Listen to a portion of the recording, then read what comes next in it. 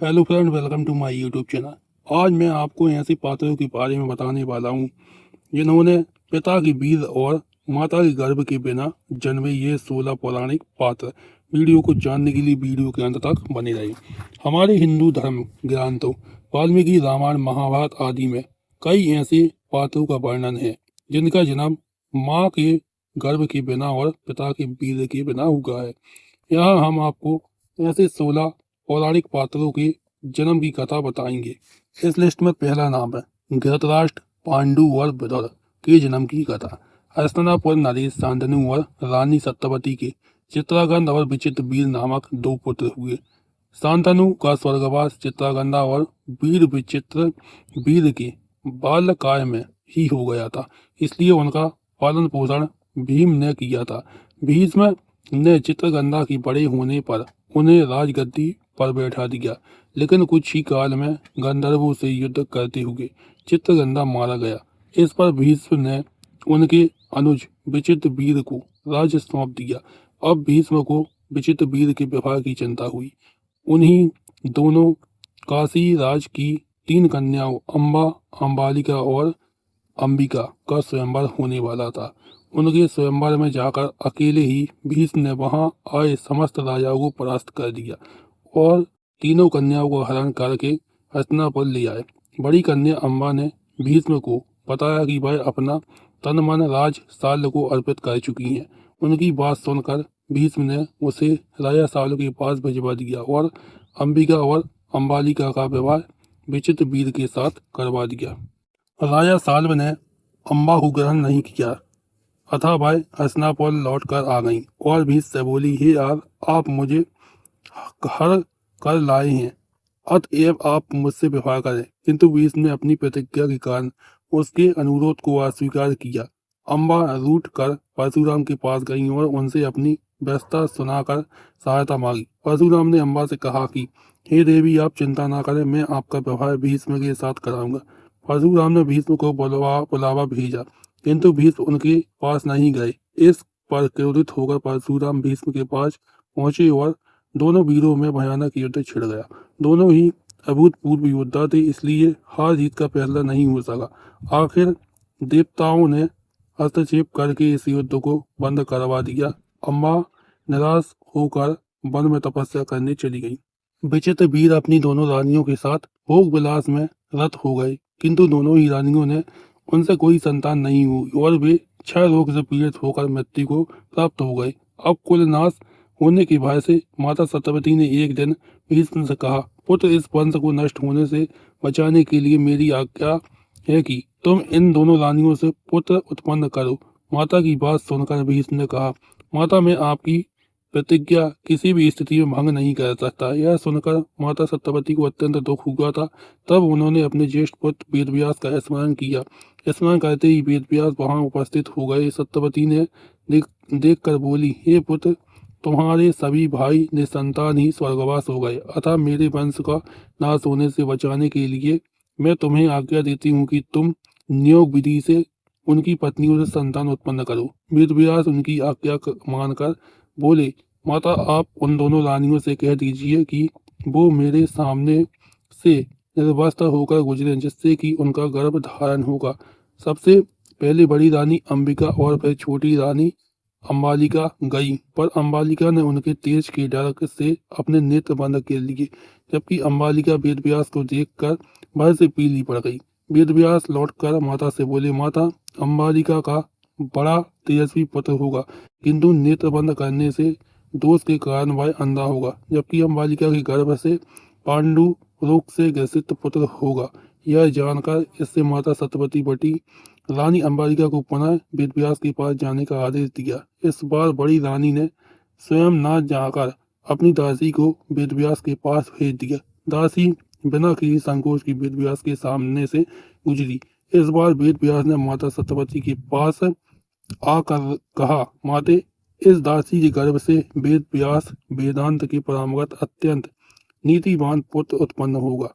इसी से उनको पुत्र की प्राप्ति हुई। कौरव के जन्म की कथा। एक बार महर्षि वेदव्यास हस्तिनापुर आए। गांधारी ने उनकी बहुत सेवा की, जिससे प्रसन्न होकर उन्होंने गांधारी को वरदान मांगने को कहा। गांधारी ने अपने पति के सामने ही बलवान 100 पुत्र होने का वरदान मांगा। उस समय पर गांधारी को गर्भ ठहरा और वह 2 वर्ष तक पेट में ही रहा। इससे गांधारी घबरा गई और उसने अपना पेट गर्भ गिरा दिया।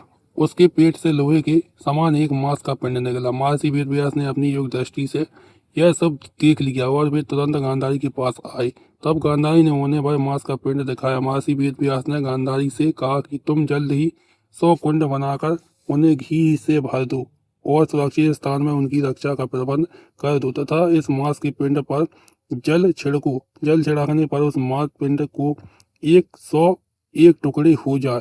गुरु वेद व्यास जी ने कहा कि मांस पिंडों के इन 101 टुकड़ों को घी से भरे कुंडों में डाल दो। अब इन कुंडों को 2 साल बाद ही खोलना। इतना कहकर महर्षि वेद व्यास तपस्या करने हिमालय पर चले गए। समय आने पर उन्हीं मांस पिंडों में से पहले दुर्योधन और बाद में गांधारी के 99 पुत्र एवं एक कन्या की उत्पत्ति हुई। पांडव का जन्म। 5 पांडवों का जन्म भी बिना पिता के वीर के हुआ था। एक बार राजा पांडु अपनी दोनों पत्नियां कुंती तथा माद्री के साथ अखेट के लिए बन गए थे। वहां उन्हें एक मृग का मैथुन जोड़ा दृष्टिगत हुआ। पांडु ने तत्काल अपने बाण से उस मृग को घायल कर दिया। मरते हुए मृग ने पांडु को श्राप दिया, राजन, तुम्हारे सामने क्रूर पुरुष इस संसार में कोई भी नहीं होगा। तूने मुझे मैथुन के समय बाण मारा है, अतः तब जब कभी तू भी मैथुन रथ होगा तेरी मृत्यु हो जाएगी। इस श्राप के कारण पांडु अत्यंत दुखी हुए और उन्हें अपनी रानियों से बोला, हे देवियों, अब मैं अपनी समस्त वासनाओं का त्याग कर इस वन में ही रहूंगा। तुम लोग हस्तिनापुर लौट जाओ। उनके वचनों को सुनकर दोनों रानियों ने दुखी होकर कहा, नाथ, हम आपके बिना एक क्षण भी जीवित नहीं रह सकते हैं। आप हमें भी वन में अपने साथ रखने की कृपा कीजिए। पांडु ने उनके अनुरोध को स्वीकार करके उन्हें वन में अपने साथ रहने की अनुमति दी। इसी दौरान राजा पांडु ने अमावस्या के दिन ऋषि मुनियों को ब्रह्मा जी के दर्शन के लिए जाते हुए देखा। उन्होंने उन ऋषि मुनियों से स्वयं को साथ ले जाने का आग्रह किया। इस आग्रह पर ऋषि मुनियों ने कहा कि राजन, कोई भी निसंतान पुरुष ब्रह्मलोक जाने का अधिकार नहीं हो सकता, या था हम आपको अपने साथ नहीं ले जा सकते। फिर कुंती ने पांडु को अपने सूर्यदेव द्वारा दिए गए वरदान को बताया, जिससे कुंती को 3 पुत्र हुए और फिर बाद में उन्होंने वह मंत्र माद्री को बताया, जिससे माद्री को नकुल और सूर्यदेव की उत्पत्ति हुई। कर्ण की कथा। कर्ण का जन्म कुंती को मिले एक वरदान स्वरूप हुआ था। जब वह कुमारी थी तब एक बार दुर्वासा ऋषि उसके पिता के महल में पधारे। तब कुंती ने उन्हें पूरी 1 वर्ष तक ऋषि की बहुत अच्छे से सेवा की।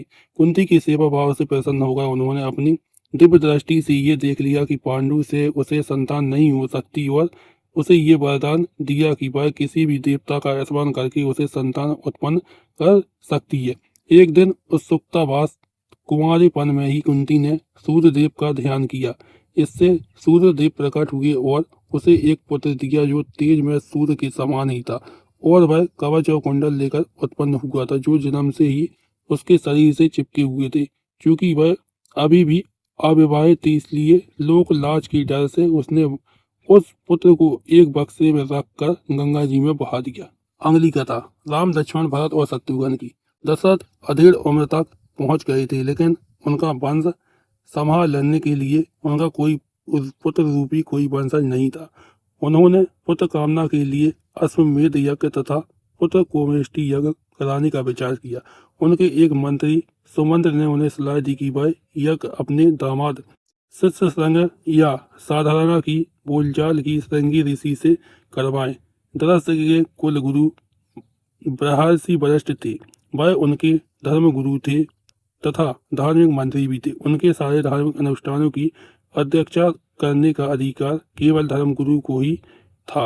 अतः वरिष्ठ की आज्ञा लेकर दशरथ ने श्रृंग ऋषि को यज्ञ की अध्यक्षता करने के लिए आमंत्रित किया।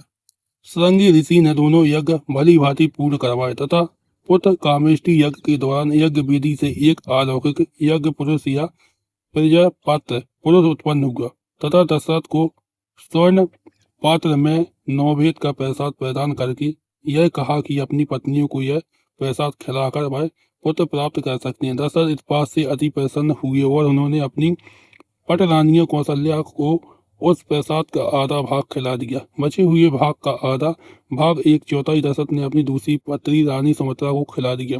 उसके बचे हुए भाग का आधा हिस्सा 1/8 उन्होंने कैकई को दिया। कुछ सोचकर उन्होंने बचा हुआ 8वां भाग ही सुमित्रा को दे दिया। सुमित्रा ने पहला भाग भी यह जानकर नहीं खाया था कि जब तक राजा दशरथ कैकई को उसका हिस्सा नहीं देते हैं तब तक वह अपना हिस्सा नहीं खाएंगी। तब कैकई ने अपना हिस्सा पहले खा लिया और तत्पश्चात सुमित्रा ने अपना हिस्सा खा लिया। इसी कारण राम कौशल्या से, भरत कैकई से तथा लक्ष्मण व शत्रुघ्न सुमित्रा से जन्म हुआ। पवन पुत्र हनुमान के जन्म की कथा। पुराणों की कथा के अनुसार हनुमान की माता अंजना संतान सुख से वंचित थी। कई जतन करने के बाद भी उन्हें निराशा ही हाथ में लगी थी। इस दुख से पीड़ित अंजना मतंग ऋषि के पास गई। तब मतंग ऋषि ने उनसे कहा, बप्पा सरोवर की पूर्व में एक नरसिंगा आश्रम है। उसकी दक्षिण दिशा में नारायण पर्वत पर स्वामी तीर्थ है। वहां जाकर उसमें स्नान करके 12 वर्ष तक तप करके उपवास करना पड़ेगा। तब जाकर उन्हें पुत्र की सुख की प्राप्ति होगी। अंजना ने मतंग ऋषि एवं अपने पति केसी से आज्ञा लेकर तप किया था। 12 वर्ष तक केवल वायु का ही भक्षण किया। तब वायु देवता ने अंजना की तपस्या से खुश होकर उसे वरदान दिया, जिसके फलस्वरूप चैत्र शुक्ल की पूर्णिमा को अंजना को पुत्र की प्राप्ति हुई। वायु के द्वारा उत्पन्न इस पुत्र को ऋषियों ने वायु पुत्र नाम दिया।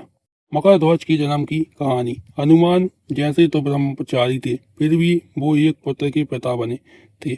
हालांकि यह पुत्र वीर की जगह पसीने की बूंद से हुआ था। कथा के कुछ इस प्रकार में, जब हनुमान जी सीता की खोज में लंका पहुंचे और मेघनाथ द्वारा पकड़े जाने पर उन्होंने रावण के दरबार में प्रस्तुत किया गया, तब रावण ने उनकी पूंछ में आग लगा दी थी और हनुमान ने जलती हुई पूंछ से लंका जला डाली। जलती हुई पूंछ की वजह से हनुमान जी को तीव्र वेदना हो रही थी, जिसे शांत करने के लिए वे समुद्र के जल से अपनी पूंछ की अग्नि को शांत करने पहुंचे। उस समय उसके पसीने की एक बूंद पानी में टपकी, जिसे एक मछली ने पी लिया था। उसी पसीने की बूंद से मछली गर्भवती हो गई और उसे एक पुत्र उत्पन्न हुआ, जिसका नाम पड़ा मकर ध्वज। मकर ध्वज ही हनुमान जी के समान ही महान पराक्रमी और तेजस्वी था। उसे अहि रावण द्वारा पाताल लोक का द्वारपाल नियुक्त किया गया था। जब अहि रावण श्री राम और लक्ष्मण को देवी के समक्ष बलि चढ़ाने के लिए अपनी माया के बल पर पाताल ले आया, तब श्री राम और लक्ष्मण को मुक्त कराने के लिए हनुमान जी पाताल लोक पहुंचे और वहां उनकी भेंट मकर ध्वज से हुई। तत्पश्चात मकर ध्वज ने अपनी उत्पत्ति की कथा हनुमान को सुनाई। हनुमान जी ने अहि रावण का वध कर प्रभु श्री राम और लक्ष्मण को मुक्त कराया और मकर ध्वज को पाताल लोक का अधिपति नियुक्त करते हुए उसे धर्म के मार्ग पर चलने की प्रेरणा दी। द्रोणाचार्य के जन्म की कथा। द्रोणाचार्य कौरव व पांडव राजकुमार के गुरु थे। द्रोणाचार्य का जन्म कैसे हुआ, इसका वर्णन महाभारत के आदि पर्व में मिलता है। एक समय गंगा द्वारक नामक स्थान पर महर्षि भारद्वाज रहा करते थे। वे बड़े व्रतशील व यशस्वी थे। एक दिन वे महर्षियों के साथ लेकर गंगा स्नान करने गए। वहां उन्होंने देखा कि कृताची नामक अप्सरा स्नान करके जल से निकल रही है। उसे देखकर उनके मन में काम वासना जाग उठी और उनके वीर स्खलित होने लगा। तब उन्होंने उस वीर को द्रोण नामक यज्ञ पात्र यज्ञ के लिए उपयोग किए जाने वाली एक बर्तन में रख दिया। उसी से गुरु द्रोण का जन्म हुआ। द्रोण ने सारे वेदों का अध्ययन किया। महर्षि भारद्वाज ने पहले ही अग्नि की शिक्षा अग्निव्यस्त को दे दी थी। अपने गुरु भारद्वाज की आज्ञा से अग्निव्यस्त ने द्रोणाचार्य को अग्नि शास्त्र की शिक्षा दी। द्रोणाचार्य का व्यवहार सरद्वान की पुत्री कृपु से हुई। ऋषि सहस्त्रशृंग के जन्म की कथा। ऋषि सहस्त्रशृंग महात्मा काश्यप के पुत्र थे। महात्मा काश्यप बहुत ही प्रतापी ऋषि थे। उनका वीर आमुख था और तपस्या के कारण अंतःकरण शुद्ध हो गया था। एक बार वे सरोवर पर स्नान करने गए। वहां उर्वशी अप्सरा को देखकर जल में ही उनका वीर स्खलित हो गया। उस वीर को जल के साथ एक हिरनी ने पी लिया, जिससे वह गर्भ रह गया। वास्तव में वह हिरनी एक देव कन्या थी। किसी कारण से ब्रह्मा जी उसे श्राप दिया था कि तू हिरण जाति में जन्म लेकर एक मुनि पुत्र को जन्म देगी, तब श्राप से मुक्त हो जाएगी। इसी श्राप के कारण महामुनि ऋष्यशृंग उस मृगी के पुत्र हुए। वे बड़े तपोनिष्ठ थे। उनके सिर पर एक सिंह था, इसलिए उनका नाम ऋष्यशृंग प्रसिद्ध हुआ। वाल्मीकि रामायण के अनुसार राजा दशरथ के पुत्र प्राप्त के लिए पुरुत्रिष्ट यज्ञ करवाया था। यज्ञ को मुख्य रूप से ऋषि ऋष्यशृंग से संपन्न किया गया था। इस यज्ञ के फलस्वरूप ही भगवान श्री राम, लक्ष्मण, भरत व शत्रुघ्न का जन्म हुआ था। इस लिस्ट में अगला नाम है कृपाचार्य व कृपी के जन्म की कथा। कृपाचार्य महाभारत के प्रमुख पात्रों में से एक थे। उनके जन्म के संबंध में पूर्व वर्णन महाभारत के आदि पर्व में मिलता है। उसके अनुसार महर्षि गौतम के पुत्र शरद्वान ने बाणों के साथ ही पैदा हुए थे। उनका मन धनुर्वेद में इतना लगता था उतना पढ़ाई में नहीं लगता था।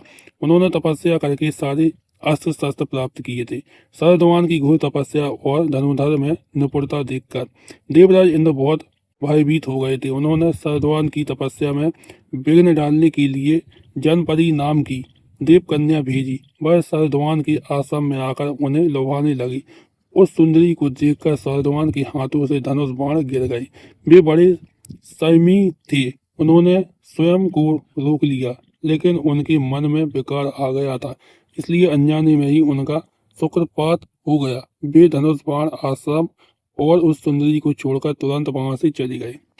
उनका वीर सरकंडों पर गिरा था, इसलिए वह दो भागों में बट गया। उससे एक कन्या और एक पुत्र की उत्पत्ति हुई थी। उसी समय संयोग से राजा शांतनु वहां से गुजरे। उनकी नजर उस बालक व बालिका पर पड़ी। शांतनु ने उन्हें उठा लिया और अपने साथ ले आए। बालक का नाम रखा कृपा और बालिका का नाम रखा कृपी। जब शरद्वान को यह बात मालूम हुई तो वे राजा शांतनु के पास आए और उन बच्चों के नाम, गोत्र आदि बतलाकर चारों प्रकार के धनुर्वेदों, विधि शास्त्रों और उनके रहस्यों की शिक्षा दी। थोड़े ही दिनों में कृपा सभी विषयों में पारंगत हो गए। कृपाचार्य की योग्यता देखते हुए उन्हें कुरु वंश का कुल गुरु नियुक्त किया गया। द्रौपदी व धृष्टद्युम्न के नाम की कथा। द्रोणाचार्य और द्रुपद बचपन के मित्र थे। राजा बनने के बाद द्रुपद को अहंकार हो गया। जब द्रोणाचार्य राजा द्रुपद को अपना मित्र समझकर उनसे मिलने आए तो द्रुपद ने उनका बहुत अपमान किया। बाद में द्रोणाचार्य ने पांडवों के माध्यम से द्रुपद को पराजित कर अपने अपमान का बदला लिया। राजा द्रुपद अपनी पराजय का बदला लेना चाहते थे, इसलिए उन्होंने ऐसा यज्ञ करने का निर्णय लिया जिसमें से द्रोणाचार्य का वध करने वाला वीर पुत्र उत्पन्न हो सके। राजा द्रुपद इस यज्ञ को करवाने के लिए कई विद्वान ऋषियों के पास गए, लेकिन किसी ने भी उनकी इच्छा पूरी नहीं की। अंत में महात्मा याज के द्रुपद का यज्ञ करवा स्वीकार कर लिया। महात्मा याज ने जब राजा द्रुपद का यज्ञ करवाया तो यज्ञ के अग्निकुंड में से एक दिव्य प्रकट हुआ पुत्र। उसके बाद उस अग्निकुंड में से एक दिव्य कन्या भी प्रकट हुई। वह अत्यंत ही सुंदर थी। ब्राह्मणों में उन दोनों का स्मरण किया। वे बोले, यह कुमार बड़ा घृष्ट और असहिष्णु है। इसकी उत्पत्ति अग्निकुंड से हुई है, इसलिए इसका धृष्टद्युम्न नाम होगा। यह राजकुमारी कृष्ण वर्ण की है, इसलिए इसका नाम कृष्णा होगा। द्रुपद की पुत्री होने के कारण कृष्णा ही द्रौपदी के नाम से विख्यात हुई।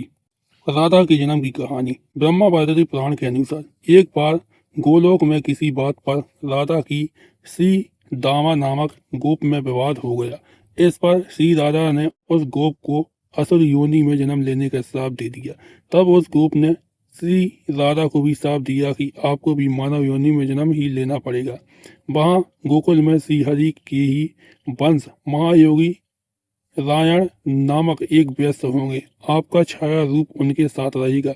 भूतल पर लोग आपको रायण की पत्नी ही समझेंगे। श्री हरि के साथ कुछ समय आपका बिछोड़ रहेगा। ब्रह्मा वैदर्भी पुराण के अनुसार जब भगवान श्री कृष्ण अवतार का समय आया तो उन्होंने राधा से कहा कि तुम शीघ्र ही ब्रजभानु के घर जन्म लो। श्री कृष्ण के कहने पर ही राधा ब्रज में ब्रजभानु वैश्य की कन्या हुई। राधा देवी आयोनिजा थी। माता के गर्भ से उत्पन्न नहीं हुई थी। उसकी माता ने गर्भ में वायु को धारण कर रखा था। उन्होंने योग माया की प्रेरणा से वायु को ही जन्म दिया था, परंतु वहां स्वेच्छा से श्री राधा प्रकट हो गईं। राजा सागर के 60,000 पुत्र की जन्म की कथा। रामायण के अनुसार इक्ष्वाकु वंश में सागर नामक प्रसिद्ध राजा हुआ करते थे। उनकी दो रानियां थीं, केसनी और सुमति। दीर्घ काल तक संतान जन्म न होने पर राजा अपनी दोनों रानियों के साथ हिमालय पर्वत पर जाकर पुत्र कामना से तपस्या करने लगे। तब महर्षि भृगु ने उन्हें वरदान दिया कि एक रानी को 60,000 अभियानी पुत्र प्राप्त तथा दूसरी से एक वंशधर पुत्र होगा। कालांतर में सुमति ने तुम्बी के आकार में एक गर्भपिंड को जन्म दिया। राजा उसे फेंक देना चाहते थे, किंतु तभी आकाशवाणी हुई कि इस तंबू से 8,000 बीज हैं। घी से भरे एक एक मटके में एक एक बीज सुरक्षित रखने पर कालांतर से 60,000 पुत्र प्राप्त होंगे। इसे महादेव का विधान मानकर सागर ने उन्हें वैसे ही सुरक्षित रखा। समय आने पर उन मटकों से 60,000 पुत्र उत्पन्न हुए। जब राजा सागर ने अश्वमेघ यज्ञ किया तो उन्होंने अपने 60,000 पुत्रों को उस घोड़े की सुरक्षा में नियुक्त किया। देवराज इंद्र ने उस घोड़े को छलपूर्वक चुराकर कपिल मुनि के आश्रम में बांध लिया। राजा सागर के 8,000 पुत्र उस घोड़े को ढूंढते ढूंढते जब कपिल मुनि के आश्रम पहुंचे तो उन्हें लगा कि मुनि ने ही यज्ञ का घोड़ा चुराया। यह सोचकर उन्होंने कपिल मुनि का अपमान कर दिया। ध्यान मग्न कपिल मुनि ने जैसे ही अपनी आंख खोली, राजा सागर के 60,000 पुत्र वहीं पर भस्म हो गए। जनक नंदिनी सीता के जन्म की कहानी। भगवान श्री राम की पत्नी सीता का जन्म भी माता के गर्भ से नहीं हुआ था। रामायण के अनुसार उनका जन्म भूमि से हुआ था। वाल्मीकि रामायण में बालकांड में राजा जनक महर्षि विश्वामित्र से कहते हैं कि अत के कृतः क्षेत्रम लाग लादु तथा तथा क्षेत्रः शोधयतः लब्धः नाम्न सीतेति विश्रुता भूतला दुस्थिता सा तु व्यर्थ भर्जनम महाततनम। अर्थात एक दिन में यज्ञ के लिए भूमि शोधन करते समय खेत में हल चला रहा था। उसी समय हल के अग्रभाग से जोती गई भूमि से एक कन्या प्रकट हुई। सीता हल द्वारा सींची गई रेखा से उत्पन्न होने के कारण उनका नाम सीता रखा गया। पृथ्वी से प्रकट हुई वह मेरी कन्या क्रमशः पढ़कर सयानी हुई। मनु व शतरूपा के जन्म की कहानी। धर्म ग्रंथों के अनुसार मनु व शतरूपा सृष्टि के प्रथम मानव माने जाती हैं। इन्हीं में से मानव जाति का आरंभ हुआ है। मनु का जन्म भगवान ब्रह्मा से के मन से हुआ है माना जाता है। मनु का उल्लेख ऋग्वेद काल से ही मानव दृष्टि के आदि प्रवर्तक और समस्त मानव जाति के आदि पिता के रूप में किया जाता है। उन्हें आदि पुरुष भी कहा जाता है। वैदिक संहिताओं में भी मनु को ऐतिहासिक व्यक्ति माना गया है। ये सर्वप्रथम मानव थे जो मानव जाति के पिता तथा सभी क्षेत्रों में मानव जाति के पथ प्रदर्शक स्वीकृत है। मनु का विवाह ब्रह्मा के दाहिने भाग से उत्पन्न शतरूपा से हुआ था। मनु एक धर्म शास्त्रकार भी थे। धर्म ग्रंथों के बाद धर्माचरण की शिक्षा देने के लिए आदि पुरुष स्वयंभुव मनु की स्मृति की रचना की, जो मनु स्मृति के नाम से विख्यात है। उत्तानपाद जिसके घर में ध्रुव पैदा हुआ था, इन्हीं का पुत्र था। मनु स्वयंभुव का ज्येष्ठ पुत्र प्रियव्रत पृथ्वी का प्रथम क्षत्रिय माना जाता है। इनके द्वारा परिणीत स्वयंभुव शास्त्र के अनुसार पिता की संपत्ति के पुत्र और पुत्री का समान अधिकार है। इनको धर्मशास्त्र का और परिचय तथा मनु अर्थशास्त्र का आचार्य माना जाता है। मनु स्मृति ने सनातन धर्म को विचार संहिता से जोड़ा है। राजा पृथु के जन्म की कहानी। पृथु एक सूर्यवंशी राजा थे जो बेन के पुत्र थे। स्वयंभुव मनु के वंशज राजा अंग का विवाह सुनीता नामक स्त्री से हुआ था। बेन उनका पुत्र हुआ। वह पूरी धरती का एकमात्र राजा था। सिंहासन पर बैठते ही उसने यज्ञ कर्मादि बंद कर दिए। तब ऋषियों ने मंत्रपूत कुशों से उसे मार डाला, लेकिन सुनीता ने अपने पुत्र का सब संभाल कर रखा। राजा के अभाव से पृथ्वी पर पाप कर्म बढ़ने लगे। तब ब्राह्मणों ने मृत राजा वेश की भुजाओं का मंथन किया, जिसके फलस्वरूप स्त्री पुरुष का जोड़ा प्रकट हुआ। पुरुष का नाम पृथु तथा स्त्री का नाम अर्ची हुआ। अर्ची पृथु की पत्नी हुई। पृथु पूरी धरती के एकमात्र राजा हुए। पृथु ने ही ऊबड़ खाबड़ धरती को जोतने योग्य बनाया, नदियों पर्वतों झरनों आदि का निर्माण किया। राजा पृथु के नाम से ही इस धरती का नाम पृथ्वी पड़ा है। अगर आपको मेरा वीडियो अच्छा लगा हो तो वीडियो को लाइक कीजिए, चैनल को सब्सक्राइब कीजिए और वीडियो को ज़्यादा से ज़्यादा शेयर कीजिए।